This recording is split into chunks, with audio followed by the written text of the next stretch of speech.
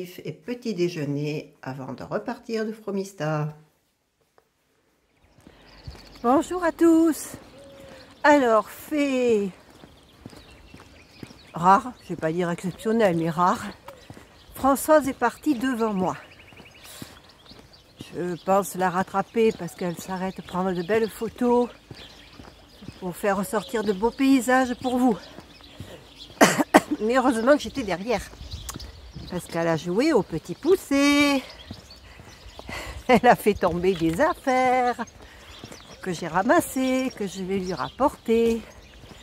Voilà, bon, c'est pas grave. Le principal, c'est que ce ne soit pas perdu. Moi, j'ai failli oublier mes bâtons, alors c'était pas mieux. Allez, je vous dis à plus tard. Je vais quitter Fromista. Il est 8h20. Hop, je traverse. Il est 8h20. Nous ne sommes pas en retard. Et nous avons environ 20 km 200. À peu près. Peut-être un petit peu plus. Alors aujourd'hui, nous allons prendre des variantes pour nous éviter de marcher au bord de la route. Parce que la route, c'est d'abord c'est du goudron, souvent. Puis il y a les voitures, du bruit, mauvaise odeur. Voilà. À tout à l'heure.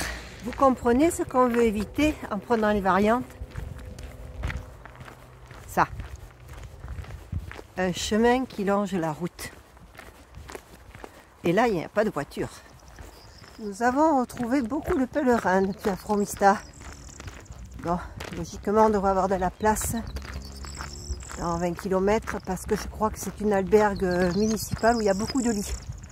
On n'a pas pu réserver.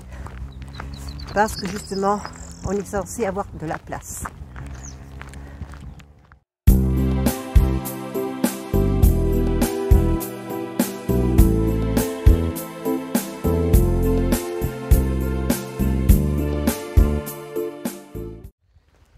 Je suis sur la première variante au bout de 4 km 9 et voilà, on a quitté la route. Bon, c'est une variante qui est vraiment bien signalée, bien entretenue et nous sommes à nouveau au milieu des champs. Culture intensive toujours, hein. Je pense pas que ce soit du bio. Et comme je l'aperçois au fond, il y a une bonne dizaine de pèlerins.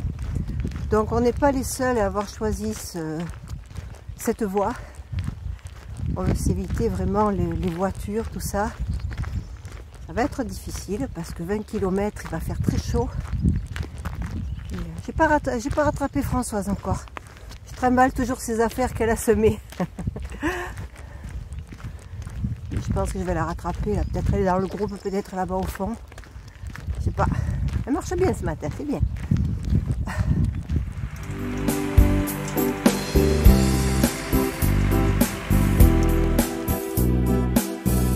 Arrivé à Viello Vieco, je n'ai toujours pas retrouvé Françoise.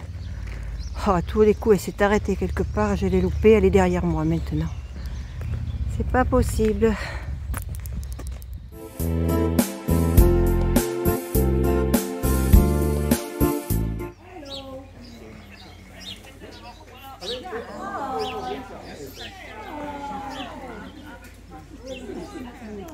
Petite pause bien agréable. Bon, Viello Vieco, je viens de faire une pause, petite pause casse-croûte avec un café. Et je n'ai toujours pas vu Françoise. Donc, vu que j'avais fait presque 8 km en 2 heures à peine, je me dis que j'ai dû passer, elle a dû s'arrêter quelque part, j'ai dû la passer sans la voir. Parce que vu qu'elle avait mal au genou, ça m'étonne qu'elle soit allée plus vite que moi. J'ai mal au genou, mais bon, j'ai un rythme plus soutenu, je pense. Dans le sens que moi, je marche beaucoup sans m'arrêter. Et qu'elle a l'œil du photographe. Donc, dès qu'il y a quelque chose d'intéressant, elle s'arrête. Elle prend la photo. Et elle s'applique. Donc, ça m'étonne que je ne l'ai pas rattrapée au bout de 8 heures, 8 km ou 2 heures de marche, c'est pas possible. Donc elle doit être derrière moi. Le petit poussé, petit poussé, j'ai ta casquette. Et puis ton truc rayé là. Bon, tu l'auras ce soir. On se retrouvera. Ah, je pense à une chose, à moins qu'elle n'ait pas pris la variante. Qu'elle ait filé tout droit. Bon, on verra ça plus tard. Le principal, c'est qu'on se retrouve au bout de nos 20 km dans la même albergue. Et que voilà, et que l'on passe la soirée ensemble. Bisous, bisous. Alors là, je longe un petit cours d'eau. Hop, je l'ai perdu. Voilà. De ce côté, toujours des cultures. Mais bon, on a un chemin qui est bien damé, mais ce n'est pas la route, on n'a pas de voiture, et ça, c'est drôlement intéressant. En 2019, j'avais pris le chemin normal, le long de la route, et j'avais trouvé ça très très long. Bon, ça m'avait un peu arrangé parce que je marchais difficilement, mais là, c'est beaucoup plus agréable. Alors, je ne sais pas si j'arrive. Il est où mon petit cours d'eau là? On ne le voit pas, hein? Bon, tant pis. C'est moi qui en profite. À plus tard. Allez, je vous le partage un petit peu, soyez pas jaloux. Il est là. Il y a plein d'oiseaux, ça chante. C'est calme, c'est relaxant. Ouh là là. Une petite halte là au bord de l'eau. C'est bien, hein?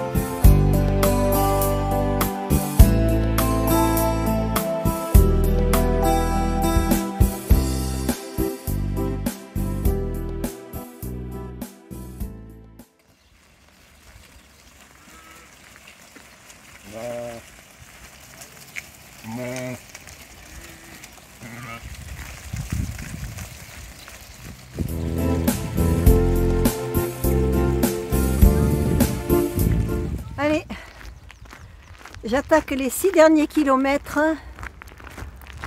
avant d'arriver à Carrión-Los Condes où je dois retrouver Françoise dans l'albergue. Alors je ne sais plus laquelle, je verrai ça à l'arrivée.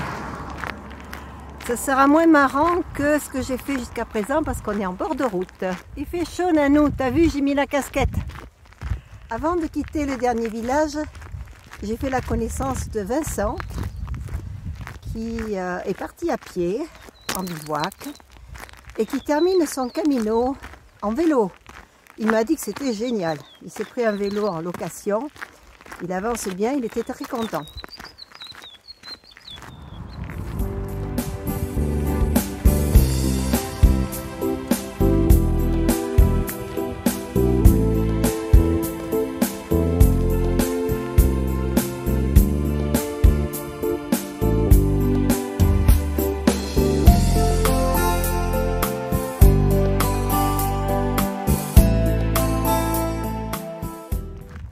Ça y est, j'aperçois le village là-bas, village de l'arrivée.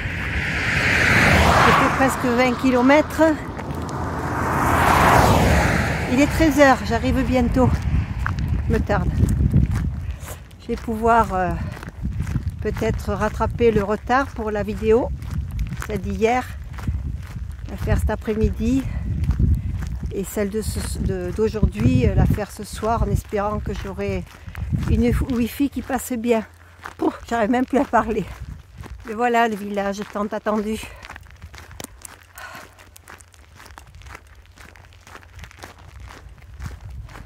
Carillon de los Condes. Je ne vous cache pas que je suis contente de voir ce panneau. Mais je ne suis pas encore arrivée.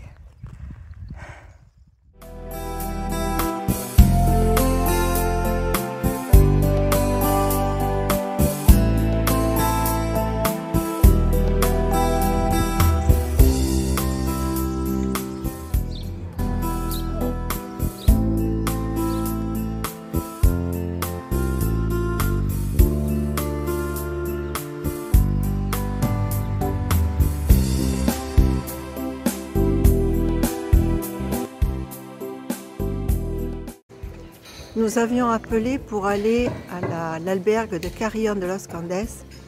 Nous avions fait appeler, on nous avait dit qu'il y avait beaucoup de places et qu'il n'y avait pas besoin de réserver. Je suis très déçue. Hier, je suis arrivée vers 14 h, j'ai eu ma place.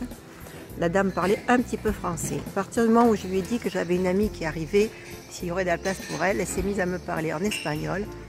Je n'ai rien compris à part otro, dormi, pivot, un truc comme ça. Donc je me suis dit, bon, il y aura de la place, elle ne sera pas avec moi, elle sera dans un autre dortoir, ce qui n'est pas dérangeant. Le problème, c'est que Françoise elle est arrivée à 16 h, 2 heures après moi, et qu'entre-temps, 1 heure après mon arrivée, alors qu'il n'y avait pas très longtemps que ça avait ouvert, ils ont mis complet sur la porte. C'était complet, ils ne prenaient plus personne. Alors je me suis demandé pourquoi, moi, dans ma chambre, un lit sur 2 était interdit. C'est parce qu'ils n'avaient pas recouvert de plastique comme le préconisent les services d'hygiène. Et après, je me suis rendu compte, comparé à 2019, c'est qu'on était beaucoup moins de monde. Et en fait, ils n'ont ouvert qu'un seul bâtiment. L'autre bâtiment, je me suis rendu compte dans la soirée qu'il était fermé. Alors c'était assez décevant, assez déroutant parce que Françoise, qui arrivait très fatiguée, a été obligée de repartir, de chercher une autre albergue. Je me suis beaucoup inquiétée pour elle. Buen camino.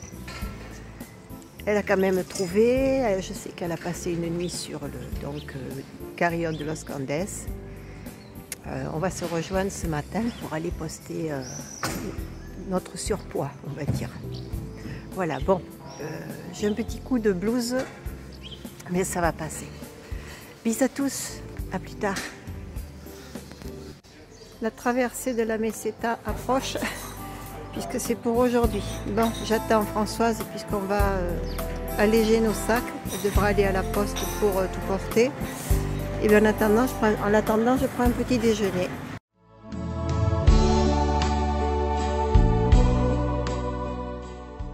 Afin d'aider Gina et Françoise à récolter des fonds pour des enfants sans cancer, envoyez vos dons grâce au lien dans le descriptif.